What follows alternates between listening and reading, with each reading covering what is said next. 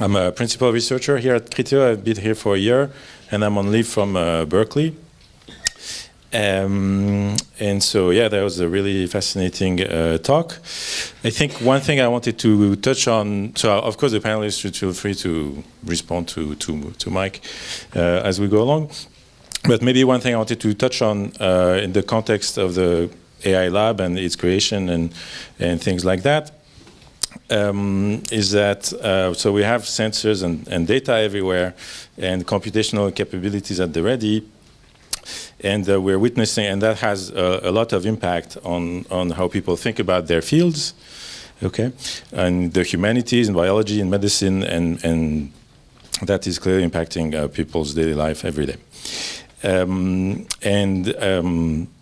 One thing that's interesting in this moment is also the closeness in some sense and the merge between academic disciplines and industry, and to a certain extent industry pushing academic developments, whether it's in research, software, and hardware. And we're seeing at the same time that developments in academia like Spark have huge impact in industry. And so at some level, there are two broad classes of questions that I'd like to maybe the panelists to debate, or if they can jump directly on Mike's ideas. One is a bit of a, I don't know if it's a controversy, but there's now some questions about whether the field of machine learning has reached a conceptual plateau. There was an interesting op-ed maybe of Kai-Fu Lee recently in the New York Times that pushed this idea that the age of big ideas was at its end, at least when it comes to pattern recognition, and now we're in the age of implementation. So one question I had, is it something that happened before? Maybe Stéphane has lots of experience with wavelets and let it wave, and I was wondering if you could talk about this, and also have a sense of what was their view of it, were great new areas of interest or fields related to their research that might see a similar boost to what we've seen in neural nets, for instance, and statistics broadly construed. And finally, on the research end, as people get to use basically machine learning systems on a large scale, we have some things to do in terms of partnership, collaboration between academia and industry, and also in terms of education of the general public. And so one question is a bit to orient a bit the discussion is in how should the partnership between industry and academia work in this direction. So I should introduce the panelists first, and I didn't do it. So one of our, in alphabetical order, one of our panelists is Francis Bach. Basically, all of our distinguished panelists are machine learners. At heart, he's worked a lot of convex optimization, vision, and signal processing. Kostis Daskalakis is a computer scientist, a highly distinguished one, maybe with a focus on theory and computation and beautiful application in game theory and economics, and also machine learning, probability, and things like that. Stéphane Mallat is maybe an applied mathematician who has whose career has touched on a lot of topics, including signal processing and statistical machine learning, going from development of algorithms to computer chips that power TVs, basically, and now deep learning ideas. Naila is a senior researcher and group lead in computer vision at Naver Labs. And Jean-Philippe Vert is a statistical machine learner who has done a lot of work on computational biology and related things. So I'll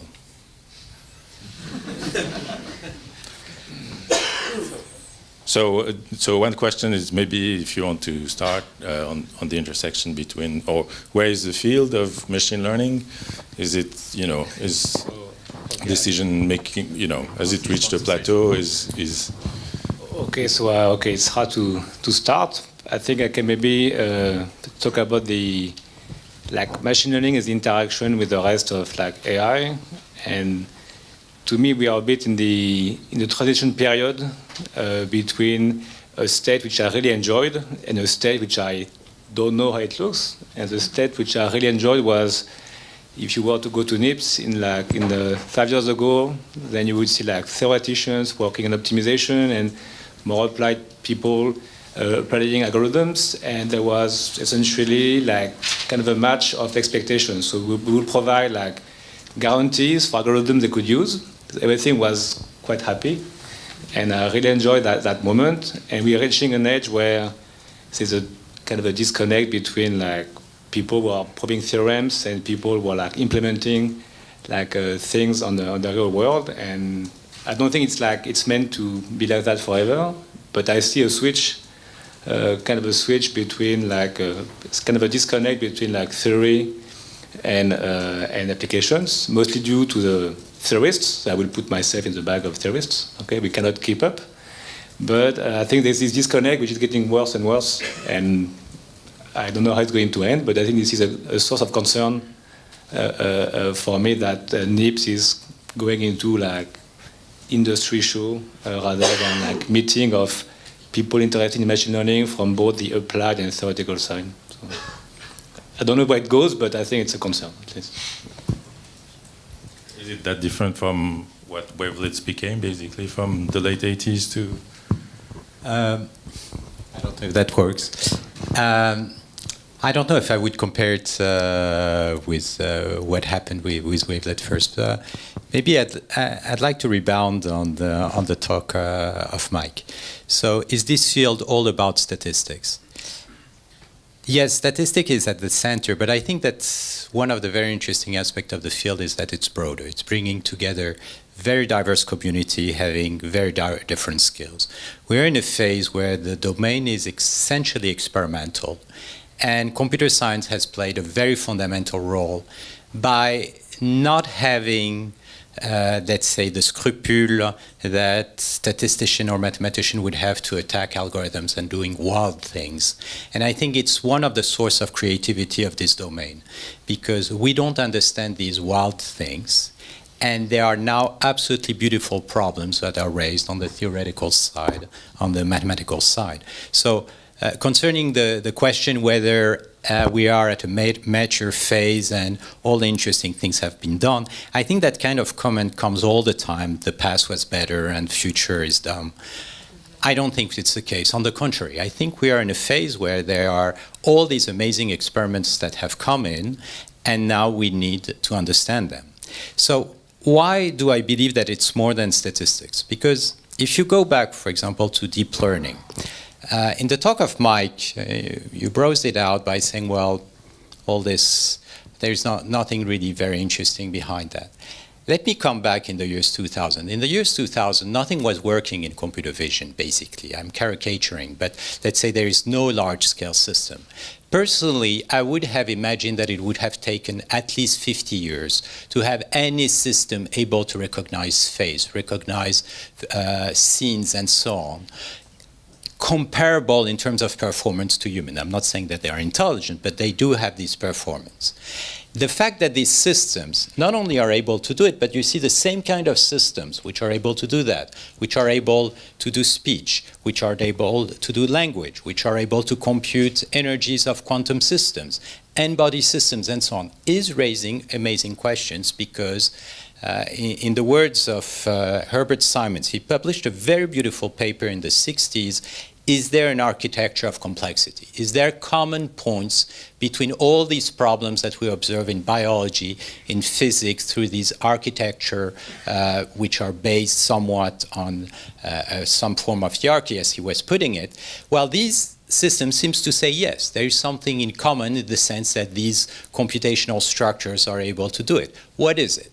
And that requires, I think, a lot of mathematics, maybe physics, which goes beyond statistics, which works in conjunction of statistics. Statistics is certainly at the center, but probably not the only thing. So, to the brief answer to your question, I think on the contrary, there are beautiful fundamental questions which are ahead, conceptual questions about understanding structures in the world, and that's great opportunities for new ideas. So I'm both worried and excited about the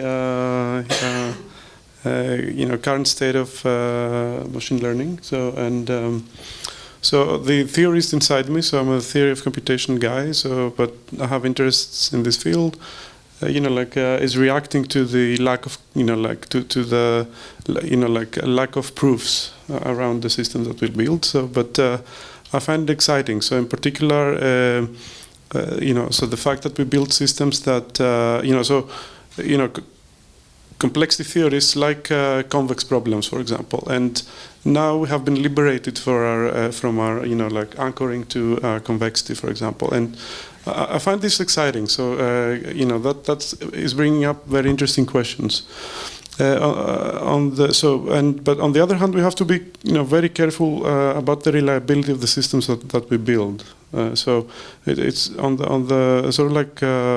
On this front, I think it's very important and challenging to build the theoretical foundations of this field. And then things that I'm personally excited about, and echoing Mike's talk. So often, currently when we think about, deep learning, we're thinking about the data stationary. So they're sitting out there. We need to learn something about this data, the patterns in the data, to then be able to classify, say, images and so on and so forth. But I really think that what is much more interesting is to understand reactive data. So data. So we understand data because we want to make decisions, but our decisions will affect the data. So that the data produced by agents who will respond to our decisions. So understanding more holistically the effect of our decisions on the system is a whole different challenge. Okay, and for example, getting, being able to do counterfactual analysis of how our decisions will affect the data is something that is missing, and I think it's a very interesting direction going forward. So on the question of, are we really just in an implementation phase, for example, has it plateaued? My perspective is that I feel like we're in an exploitation phase of some of the things that we've learned, and I feel like there's a lot of work and effort being done right now in trying to exploit that. So trying to say, okay, now we've just discovered something very interesting and something very powerful. So for example, we know that. Now we have, we have enough data. We have good accelerators, hardware accelerators that we can use to solve really complex problems if we have certain architectures and certain optimization techniques. That's something that has been proven to work just in the past, let's say, at scale in the past few years, let's say 5 years or so. And so now there's a lot of effort being pushed to exploit that and squeeze every drop of value you can get out of that. But I do think that that's going to come to a point where it will start to plateau. And I think then there's necessarily going to be a lot of work in trying to understand, okay, where is the next insight going to come from, the next breakthrough going to come from. So for me, I feel like a lot of this is cyclical. And so even though it might be a bit frustrating for people to say, there's much more we should be thinking of right now. We're ignoring so many things. Necessarily, we will come to some point, maybe not soon enough for everybody, but I'm sure we'll come to some point where this plateaus and we have to start thinking again about the problem more broadly. So I think it's good that people are trying to broaden the conversation right now. I personally think that's very exciting. But in the long term, I think we're going to have to get there anyway. So I'm not too concerned.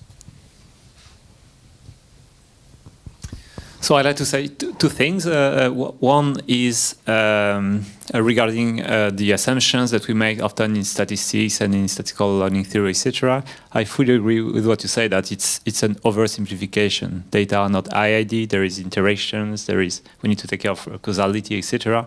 So I'm pretty sure that even in the modeling phase, I don't know if you call that statistics or mathematics or modeling, but certainly we have worked a lot on a very simplified version of the data of the world. And now that we have lots of data, we have a lot to do to be more careful about how we need to handle this data and manage them. So I'm pretty sure there's lots of theoretical research to be done on this matter. My second point would be to come back to an idea, central idea that Mike expressed on this idea of market, and say that the future or interesting thing would be to have systems interacting and together. I'm working in medicine, in health, and I think this is a field that is being disrupted now and will be even more disrupted in the future in different aspects. One is quite obvious, is because the progress in image processing and in analysis of data are surprisingly good. So you can imagine new tools to help doctors analyze images quickly and diagnosis, etc. So this is quite obvious, and there are companies doing products on that.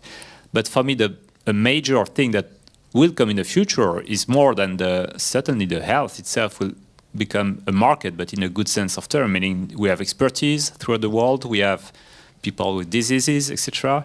And the current situation where you have a disease, you go to see your doctor, it's good or it's bad, he tries to find documentation on the web, asking colleagues, etc.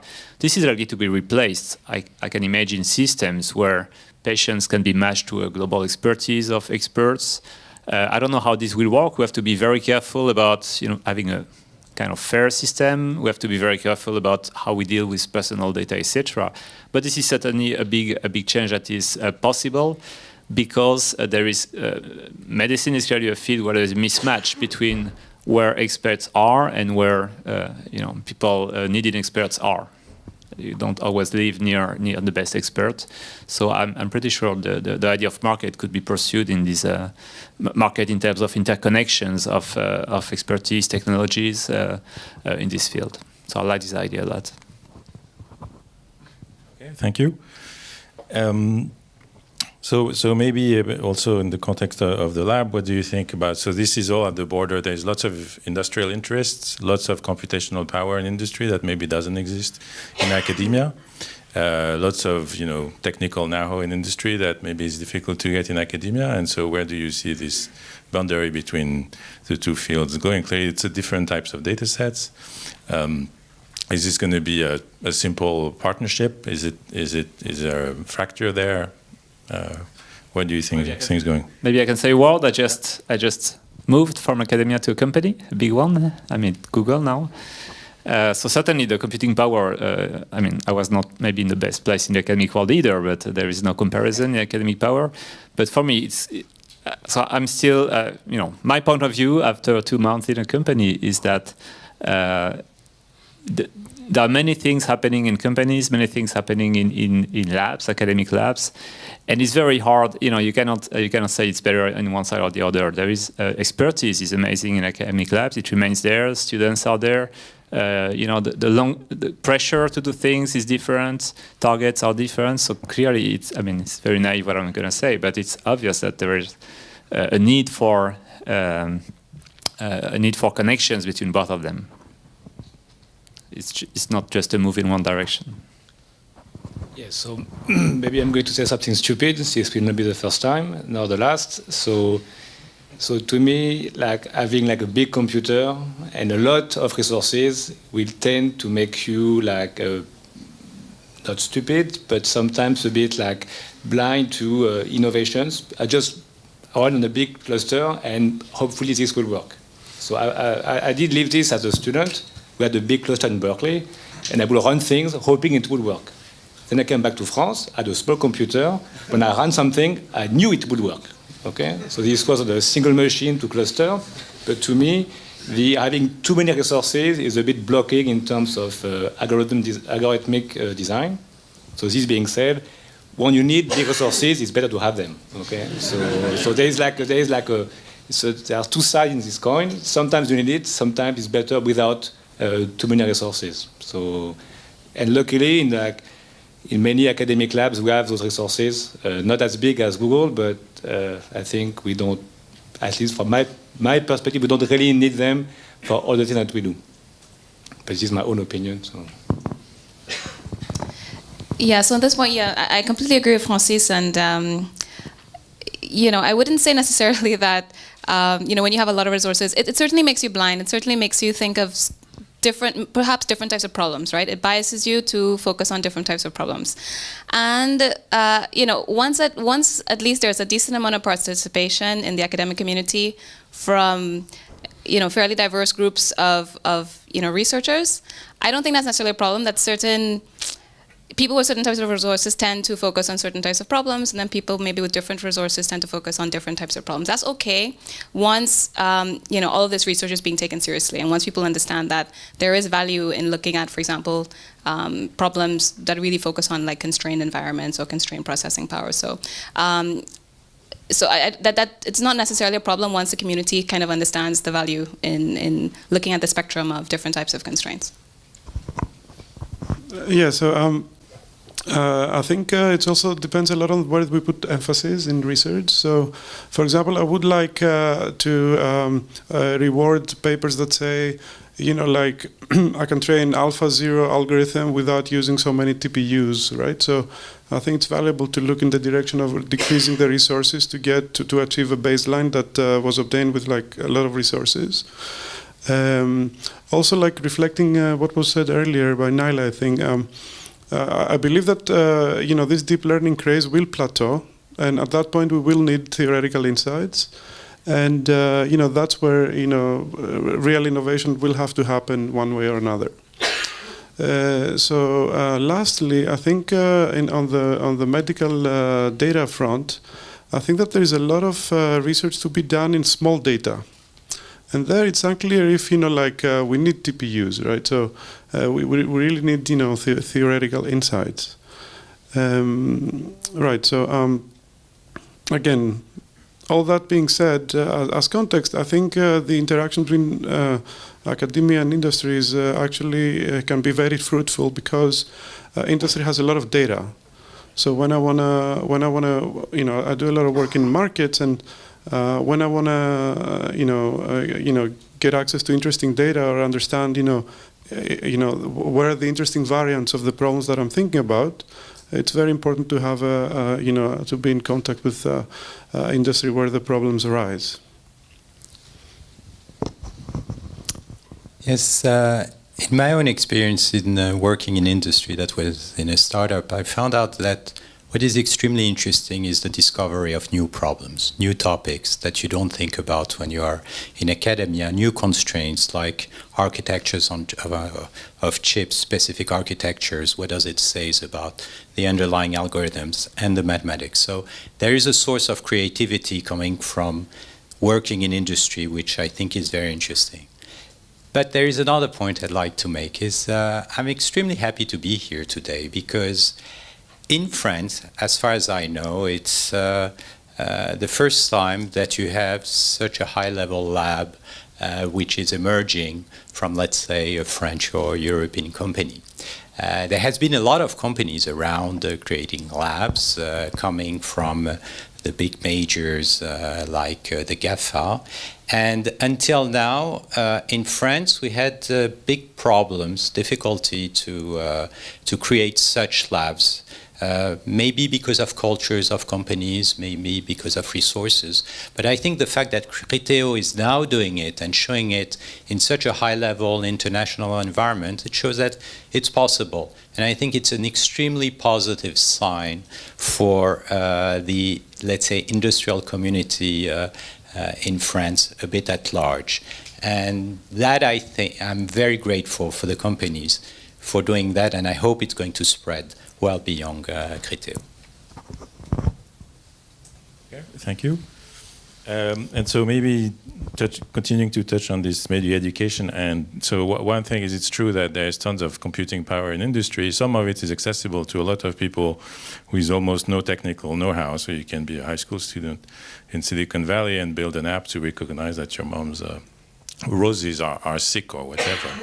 And so these algorithms and these objects, so first of all, they're available to everyone. Maybe people wouldn't want to spend their life thinking about how they work and improve them, but they're also affected by them. And so as a sort of like a lab in a company and in touch with the academic community, what do you think we have to do to educate the general population? Because this algorithm will take decisions, economic decisions, decisions that are fair or not, interpretable or not. In Chicago, there's lots of sort of racial profiling of police, basically made by recommendations made by an algorithm. And so, what's our responsibilities, our scientists in academia and industry, to educate the public at a high enough level that they understand what's going on, but not getting into all the details of the things that we love to think about and work on, and what's the role maybe of government and all that, or is it just universities or high schools and companies? Do you have a comment or? Okay, so I have a comment. I fully agree that it's very important that since algorithms are driving our lives, it's very important to educate starting from a very young age. Students, but also reach out to the older generations to educate them about how these algorithms work and how they're controlling the content that they consume on the internet. So that's certainly very important. It's also important to acknowledge, and here there is some risk with the current trend in machine learning. We have to acknowledge that a lot of the systems are not as reliable as they are depicted to be, and that can lead to very serious consequences. And here's where we have to inform also both the public but also decision makers about these issues. Thank you. Is there someone else who wants to comment? No? Okay, one element is indeed education, and I would think that on basic university courses, it's now important to have courses which tells a bit about statistics, algorithms, data. That's the kind of thing I know Mike Jordan has been doing at Berkeley. I think that's something which is absolutely needed for general culture to spread at basic university level. Now, concerning the education of the public, concerning the consequence, one of the things which is indeed extremely difficult whenever you implement these kind of systems is the feedback loop. We've heard all over about these systems being applied, for example, to police. I think you were referring about it. Now, the difficulty is that we don't fully understand what are the underlying criteria, but one of the things that we know is that it's not so difficult to establish statistical indicators that are going to say, let's focus on this subpart of the population, for example, having lower income, living in poor neighborhood, because the proportion of crime is going to be bigger. However, what does that mean? That means that you're going to arrest a larger proportion of these people in the street, you are going to create rage, and the system is going to become more and more violent. This is well known. That's why it's not allowed to arrest someone based on income, race, or such things. So whenever you begin to have such systems which are based on criteria that we don't master, it potentially can create extremely difficult feedback effect. And I think one of the consequences, but something I think it's pretty clear to many of us, is that the issue of interpretability of these systems is absolutely fundamental. We know that it's even at a mathematical level, not everything can be interpreted because the level of complexity is extremely hard or extremely high, but when can it be interpreted? When can it be reduced to something that it can be explained? These, I think, are very fundamental questions that have to be explained and that have to be attacked in order to be able to master these kind of application for society. Okay, thank you very much. Any further comments? Yeah, I can make one small comment on this. Is that I completely agree that the public needs to understand, at least at some level, how these things work. At least to understand things like, how biases can potentially come out of these systems. How false correlations can kind of show up and sort of be interpreted, as a correlation, as causation, for example. And I also think that, there has to be a policy response to this. I don't think that it can be, I don't think we can leave it up to everyone to be good actors and we can leave it up to everyone to educate themselves. I think that's too strong of a burden to place on the public. So I do believe that we have to engage in the messy world of politics to get these things to work well, because there are too many incentives for companies to, as you said, to have sort of like misleading advertising, to sort of say, we've figured out how to solve, how to replace radiologists and things like this. And people I don't expect the public to be able to understand. It's certainly not everyone, right? Not everyone is going to be able to get a university course in statistics. So we have to take that burden and place it, I think, where it belongs and where it can actually have some hope of being carried. Thank you very much. Yes, I fully agree with what was said before, but I would add something else. It's not specific to AI. Like algorithmic thinking is totally like out of reach for many children and the population. And going to AI is a second step after understanding what an algorithm is and what our lives are dictated by algorithms. And for the French speakers, for the French audience, like the way you go to university is organized by an algorithm. It's not AI related, but it's something that people don't really understand. And before talking about AI, understanding the algorithmic thinking would be like important at the very young age, young being like college, not college, but college. Middle school. Yeah, just to come back on, you mentioned the example of radiologists, for example. So I'm also contacted by doctors, so working in medicine, etc. Because when you read newspapers, you listen to the radio, you see, in 10 years, in 20 years, there will be no doctor anymore because an AI will replace them and take decisions and analyze radios. So these are not the average population, right? Doctors are super, they spend 9 years studying, but they don't study any math or computer science. So I don't know what the answer would be. Certainly, in France now, there are discussions at the Academy of Medicine, etc., on changing the curriculum, saying that at the first and second year they should have some basic, maybe not computer science, but at least some teaching on what is AI. And for them, they for some reason they want to directly jump to AI before computer science because they don't care about computer science, but AI are gonna take their jobs, so they are worried about that. So I have no clear solution for that, but there is a big need not only from the general population but also from the experts, and it will be the same for lawyers, it will be the same for journalists, it will be the same for all the people that hear that tomorrow they will lose their job because some AI will replace them. It's so fuzzy now for the overall population. Thank you.